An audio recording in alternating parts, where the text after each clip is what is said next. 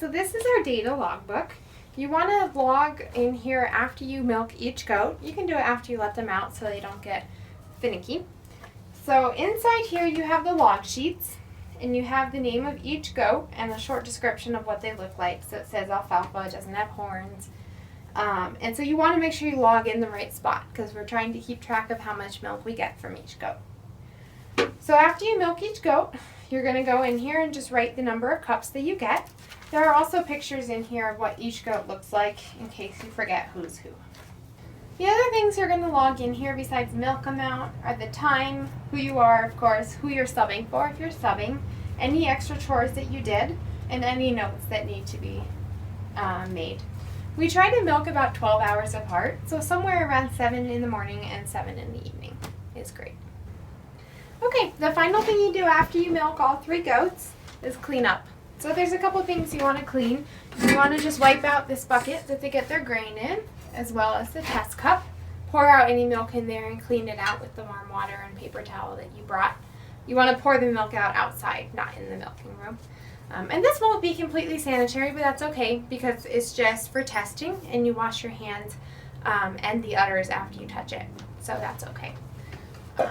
You want to take the hobbles off of the stanchion and then use the leftover warm water and paper towels. If there's vinegar in here, you can add a little vinegar to the warm water and just wipe off the stanchion. If there's a lot of dirt and stuff on it, you can use the broom to sweep it off as well. And then your final step is to sweep out the milking parlor and make sure it's nice and clean for the next person who comes. We want to make sure to clean really well after each shift to keep everything sanitary. Okay, after you're all done in the milking parlor, it's really important to walk up. I'll show you the door.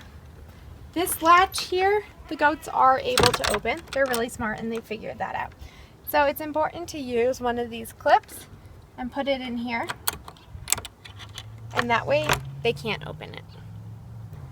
And after you're all done locking up the milking parlor, you're going to want to lock this new gate to keep them out. So this is the bucket that we use to give the goats water. There's one in each of their pens right now. And during your shift, you want to empty the bucket and refill it about 2/3 of the way full, just so it doesn't get too heavy to carry. Any more than 2/3 can get really heavy. And then in the winter, you want to keep it plugged in. This is the plug that attaches to the bucket and the extension cord.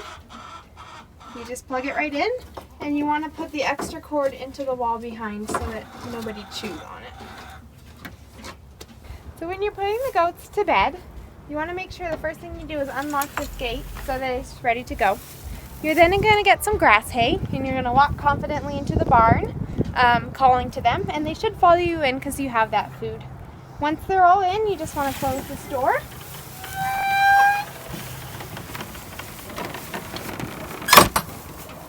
And it's another clip similar to the milking parlor. This clip should be hanging over where you unclipped it on the other side, and just clip through that circle once again.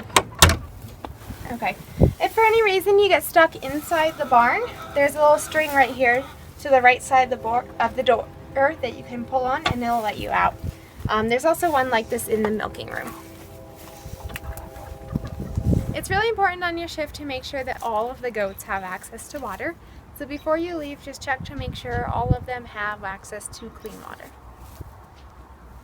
Another step to do during your shift is to go inside the barn and clean out any obvious areas that look really dirty. If you see feces or something that's really wet with urine, just scoop that out and put it into the wheelbarrow and take it out to the compost pile.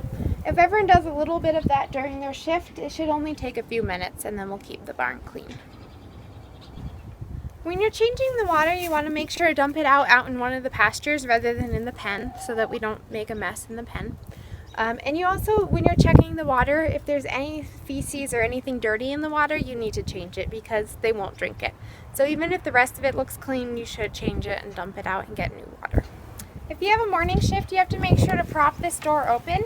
So you just clip this onto that circle right there, and you're all set. So it's important to know while you're here that there are a lot of changes that happen throughout the year. The sleeping arrangements, which barns they're sleeping in, changes quite a bit. The pastures that they're in, and the amounts of food, amounts of grain, and whether they're eating grass hay or alfalfa or nothing during the summer, that all changes quite a bit. So it's important just to keep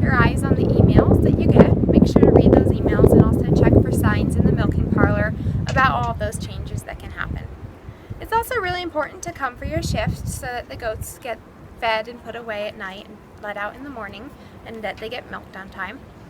So make sure to come for your shift, and if you do need a sub, you can post that on the listserv, but you need to make sure that you have a confirmed person to come and take your shift, or you have a voice confirmation from one of the emergency subs that they're covering your shift. This is Alfalfa. She doesn't have any horns. That's Alfalfa. This is Clover. She has the kind of funny looking horns. And then this over here with the diamond and the horns is Black Diamond. This is Shira. She has the horns and the black and white pattern. And then back here we have Thistle. Thistle's the biggest goat. And right now she doesn't really have any horns.